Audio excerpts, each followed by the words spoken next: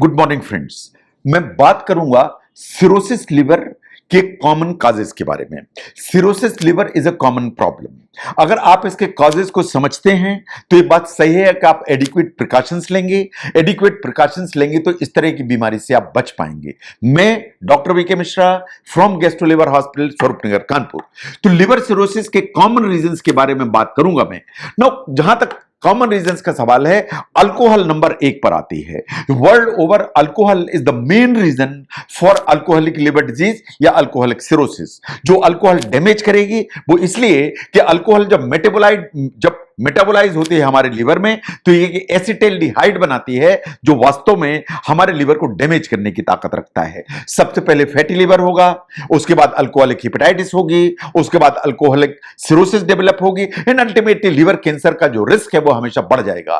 तो जहां तक अल्कोहल का सवाल है, is the most common most prominent reason world over. जो अल्कोहल है, जहां तक WHO का रिकमेंडेशन है कि मेल्स को 2 ड्रिंक्स पर डे से ज्यादा नहीं लेना चाहिए, इन फीमेल्स को 1 ड्रिंक पर डे से ज्यादा नहीं लेना चाहिए। इससे ज्यादा का अल्कोहल जो इंटेक है वो क्रॉनिक अल्कोहलिज्म की कैटेगरी में आता है, इन अल्कोहलिक लिवर डिजीज करने के लिए जिम्मेदार होता है। नंबर 2 पर आता है नॉन अल्कोहलिक फैटी लिवर। ये जो फैटी लिवर है ये लिवर सिरोसिस करने की ताकत रखता है।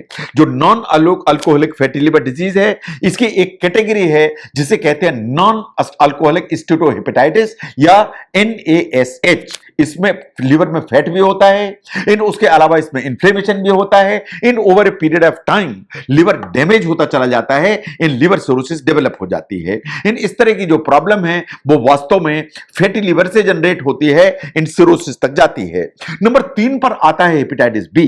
ये उस तरह का वायरस है जो एक बार आपकी बॉडी में आया तो इसको आसानी से छुटकारा नहीं पाया जा सकता। यह हमेशा ब्लड ट्रांसफ्यूजन से आता है, ये इंजेक्शन से आता है, ये किसी इंट्रावीनस फ्लूइड से आता है, ये अनप्रोटेक्टेड सेक्स से आ सकता है। कभी आपने कोई सर्जरी उस तरह की फैसिलिटी में कराई जहां स्टरलाइजेशन प्रॉपर नहीं है, उनसे आ सकता है। जो हेपेटाइटिस बी का कीटाणु है एक्चुअली वो लिवर को डैमेज करने की ताकत रखता है और ये परमानेंट डैमेज करने की ताकत रखता है।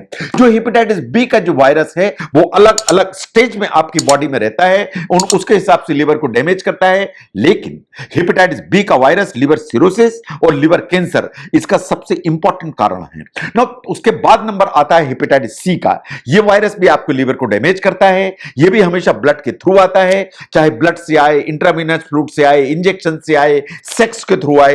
हेपेटाइटिस सी का वायरस लिवर को परमानेंट डैमेज कर लिवर सिरोसिस करने की ताकत रखता है। इसके बाद नंबर आता है ऑटो इम्यून हेपेटाइटिस। यह मोस्टली यंग फीमेल्स को होती है। इसमें एक्चुअली आपका ही इम्यूनिटी का सिस्टम आपके ही लिवर के अगेंस्ट में काम करने लगता है, इन लिवर को डैमेज करता है। पहले हेपेटाइटिस करेगा but ultimately auto immune hepatitis auto immune cirrhosis में डेवलप हो जाएगी। ये पोटेंशियली ट्रीटेबल कंडीशन है। अगर इसको जो ठीक समय पर पहचाना गया और इसको पहचान के स्टेरॉइड जैसी दवाइयां यूज की गई तो I tell you this is one of the disease जो पूरी तरह से ठीक हो सकती है, इसलिए इस पर ध्यान देने की जरूरत है। इसके बाद नंबर आता है प्राइमरी बिलियरी सिरोसिस का। जो प्राइमरी बिलियरी सिरोसिस है वो वास्तव में जो बाइल डक्ट की छोटी छोटी नसें हैं उनमें कुछ इन्फ्लेमेशन होता है और उसके चलते बाइल डक्ट्यूल्स जो डैमेज हो जाती हैं और वो जो स्कार टिश्यू डेवलप होता है उसके चलते सिरोसिस डेवलप हो जाती है, जिसे कहा जाता है प्राइमरी बिलियरी सिरोसिस। इसके बाद आती है प्राइमरी स्क्लेरोटिक कोलिंजाइटिस। ये वास्तव में जो बाइल डक्ट के अलग अलग पोर्शंस हैं उनके इन्फ्लेमेशन के चलते जो एक प्रॉब्लम क्रिएट होती है उसके चलते primary sclerotic cholangitis and ultimately liver damage होकर एक सिरोसिस का जो एलिमेंट है वो डेवलप हो जाता है। कभी कभी जो बच्चे पैदा हुए हैं उनको पैदाइशी कुछ प्रॉब्लम होती है इन द सेंस कि उनको बाइल डक्ट प्रॉपर बनी ही नहीं होती है। अगर ऐसा होता है तो इस तरह के इन्फेंट्स अगर ट्रीट नहीं किए गए इन द अर्ली स्टेज तो उनको वास्तव में liver cirrhosis and fatal complications होने का डर है और ये इस तरह की प्रॉब्लम हो जाती है। ऐसे ही जो नियोनेटल कोलिस्टिसिस है, जो जेनेटिक डिसऑर्डर है, उसमें भी सिरोसिस होने का डर बढ़ता है।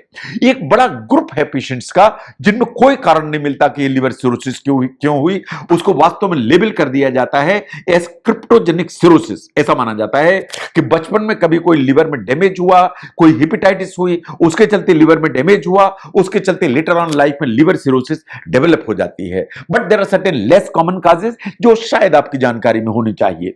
No, there are certain drugs जो लिवर को डैमेज कर सिरोसिस लिवर कर सकती हैं। ये बात सही है कि लंबे समय टॉक्सिन्स को एक्सपोजर रहे तो वो लिवर को डैमेज कर सकती हैं। क्रॉनिक हार्ट फेलियर अगर परसिस्ट करता है तो लिवर को डैमेज कर कार्डियक सिरोसिस कर सकता है। Surprisingly in certain part of the world, particularly Africa में, एक बीमारी है जिसे सिस्टोसोमियासिस कहते हैं, उसके चलते भी प्रॉब्लम हो सकती है, उसके चलते सिरोसिस डेवलप हो जाती है। इसके अलावा there are certain metabolic disorder जैसे विल्सन्स डिजीज है जिसमें कॉपर का मेटाबॉलिज्म गड़बड़ हो जाता है, हीमोक्रोमेटोसिस है जिसमें कि आयरन मेटाबॉलिज्म गड़बड़ हो जाता है। ये कुछ तरह की बीमारियां हैं जो सिरोसिस लिवर डेवलप करा सकती हैं एंड प्रॉब्लम क्रिएट कर सकती हैं। तो जहां तक सिरोसिस लिवर का सवाल है, इट्स ए कॉमन प्रॉब्लम। इन उसके अलग अलग रीजंस हैं, but the most common reasons की अगर मैं बात करूं तो alcohol, hepatitis B, hepatitis C, non alcoholic fatty liver, autoimmune hepatitis, ये 5 ऐसी हैं जो आपकी जानकारी में होनी चाहिए। कुछ मेटाबॉलिक डिसऑर्डर्स हैं जैसे विल्सन्स डिजीज, हीमोक्रोमेटोसिस, और इसके अलावा बहुत सारे लेस कॉमन कॉजेज हैं जो मैंने आपके सामने रखे। ये कारण ऐसे हैं जो लिवर सिरोसिस कर सकते हैं, और एक बार लिवर सिरोसिस डेवलप हुई तो इट्स ए इर्रिवर्सिबल डिजीज जो वास्तव में पूरी तरह से ठीक नहीं होती और एक लाइफ का रिस्क लेके चलती है। तो इसलिए लिवर सिरोसिस के जो कॉजेज हैं, रीजंस हैं, उनको समझने में अगर ये वीडियो हेल्प करता है जरूर शेयर करें। मैं doctor V K Mishra from guest liver hospital, Swaroop Nagar, Kanpur. Thank you very much.